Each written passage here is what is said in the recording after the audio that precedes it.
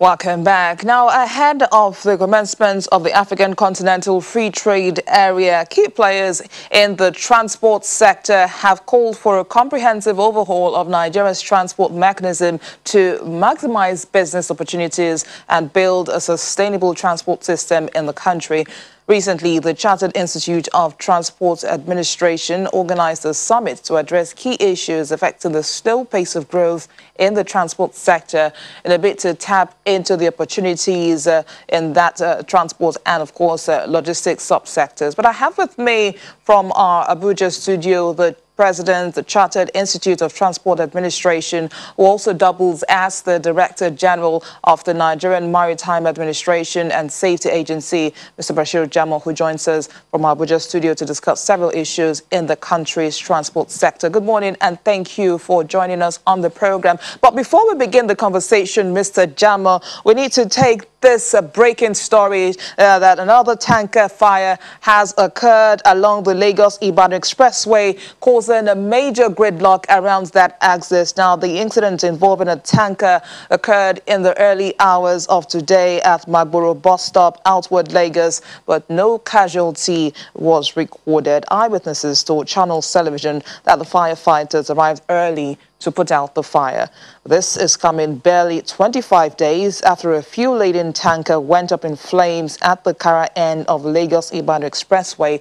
The Federal Road Safety Corps is, however, advising motorists planning to use the Lagos-Ibadan Expressway corridor to adequately plan their trips and use alternative routes where possible because of the gridlock caused by the lone incident.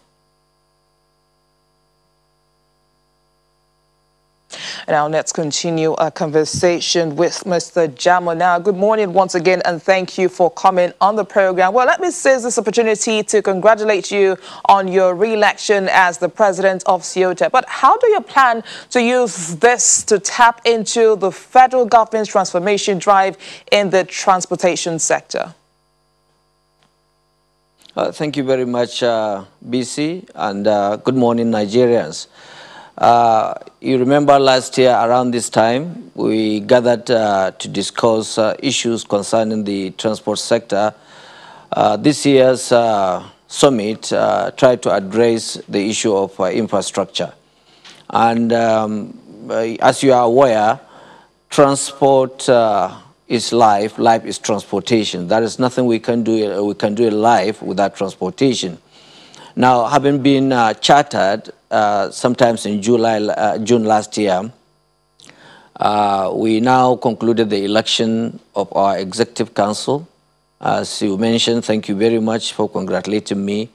The just begins. So what we intend to do now is to build the progress of the Institute into three-fold. Transport development tripod, which dwell on professionalism, education, research and development, and then advocacy. And the Institute position usually has to do with advocacy. We are not in a position to compel the government on what to do, but we always advocate on the best way possible to go. So in terms of professionalism, we have a couple of professional bodies like Nigerian Bar Association, like Chartered Institute of Accountants, like Institute of Bankers. So we are glad and happy to say that today we have a professional body that will have to regulate and look into this transportation sector. So in so doing, we will make sure that people practicing transportation in various economic areas must be professionalized. They must understand the rudiments of transportation system and what it takes to build the structure, the transport in line with the international best practices. Secondly, we will have to engage in training and retraining in terms of skill acquisition and also skill building so that we can have a sound and professional expert in the industry that can that can help the government to make sure the infrastructure that they are building now stand the test of time. As you are aware, BC, the major problem we are having in Nigeria is maintenance culture. Now, when we have a very sound and professional workforce to deal with that area, we will be able to maintain the meager resources we are using to build this infrastructure. Then the third leg of it, which is advocacy, from time to time we will have to look at areas of government concerns in terms of policy interventions, and then fiscal incentives, monetary incentives that will help to see that we have what it takes for the transport sector to stay and make basic necessity a very good platform for Nigerians and for public goods. Now, I'm sure you heard the breaking story that we just mentioned some moments ago. Another tanker fire along the Lagos-Ibadan Expressway. Of course, this is just one of the so many accidents that we've had on the road. So if you're to talk about Nigeria's transport industry as a whole, would you even say that there has been any growth over the years, bearing in mind several infrastructure challenges? I know you've talked about infrastructure, but what do you see as, do you think that we're recording any growth in the transport sector? BC, without mixing words, there are a number of progress in the transport sector. But the only problem we are facing, the population as well as the successive government's efforts to build this infrastructure, you know, because of the meager resources, is not enough. But let me take railway, for example. If you go to Apapa Port now, you will observe that there is a concerted effort by the government to build the rail line from the Apapa Port up, to link up with the Ibadan rail line. We have been experiencing serious problem with Apapa gridlock, and the major issue has to do with single transportation system we have, which is road transport. Instead of using the devices means of other means of transportation like inland waterways and water transportation, we always rely on road transportation using our own vehicles. You import goods from different parts of the world. As soon as it's landed in Nigeria, the two major ports we have, Tinkan and Apapa, have got only one or two roads. That is Apapa Oshodi in case of Tinkan, and then the Western Avenue Road in case of Apapa Port. So for the first time now, we are trying to revive the utilization of rail line from Apapa Port to the national grid, linking to the Ibadan rail line. So with this, you can see that even if we can have one, gauge of rail that can take at least 100 container at a time, you are taking off about 100 trucks off the road.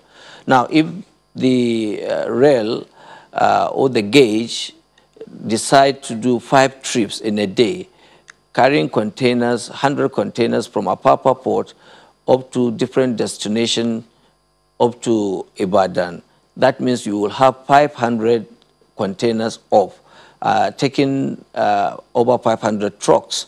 So we expect this project to be completed by the end of first quarter of 2021. Now, in so doing, we expect by 2021 April, the issue of Apapa gridlock is being solved. Look at Kaduna, Abuja rail line. It's been put in place for over 5 years now. We have been utilizing it. And then the Itape, Ajakuta Itape, I think it was last month, Mr. President, commissioned that particular project. And the Warri axis also is taken up in terms of I think they have already commenced work on that. And then we have what the other line that will start from Katsina, Maradi. So all this one is in terms of the Continental Free Trade Agreement that we have for Katsina, Maradi, which will link up into Niger, and the African Free Trade initiatives will now commence. So certainly, other part of transportation sector, when you look at aviation, you will see the Nigerian College Aviation in Zaria. They improved tremendously in terms of producing pilots. We have number of young pilots now on ground. There are a lot of improvements in aviation industry. You can see the infrastructural development in different airports we have across the country, and which within the next 6 months, you will see the advance of a lot of foreign investors into our own rail system. In terms of sea transportation, our major issue to do with maritime has to do with maritime insecurity, which most of the countries, they are finding it very difficult to come to Nigeria because of the fear of attack in terms of armed robbery or armed bandits at the sea, or even piracy attacks.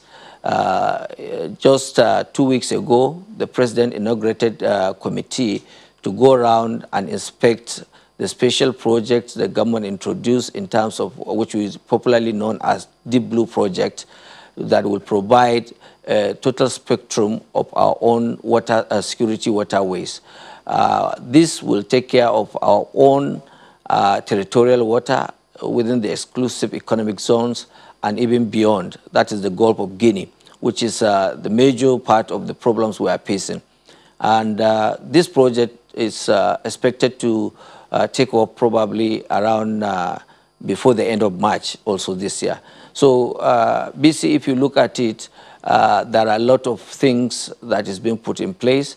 What we need is a little patience because the deterioration of this infrastructure has been for quite some time, for so many years and ages. The maintenance culture has not been so good, but certainly the answer to your questions, we observe a lot of great improvement.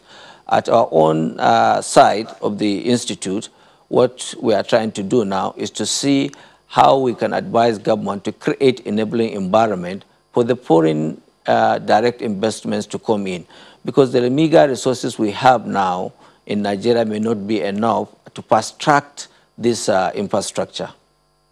Now, of course, you've given us a very broad overview of efforts to, of course, revamp the transport sector. But then let me dwell more on the maritime aspect now. Some states have adopted the use of ferries as a means of transport. Lagos State is an example. But are there plans to work with agencies like the Nigerian Inland Waterways Authority to regulate the activities of these operators owing to the frequent boat accidents reported? Thank you very much for that questions.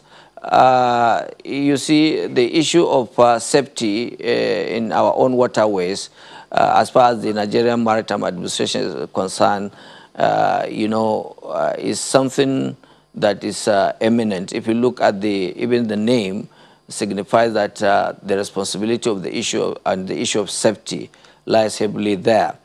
And we have been working hand in hand, if you are following the trends of events, in order to make sure that we synergize our own efforts and we allow our own enabling laws work hand in hand with all the agencies.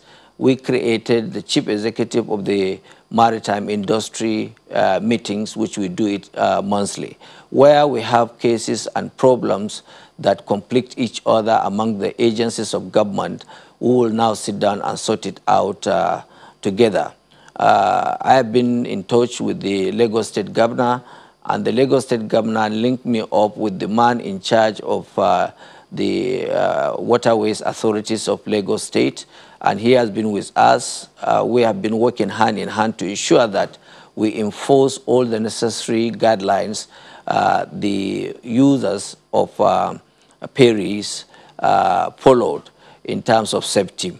And then, we must make sure that we train the drivers of these ferries to the level that they will ensure that safety first in everything they do, as well as the owners of jetties that allow these ferries to take off at certain hours, which is not being allowed by law. For instance, after 6 o'clock, we don't allow. Most of the accidents that you do see, it comes off sometimes as a result of lack of use of personal protective equipments like life jackets and other things, or using an old,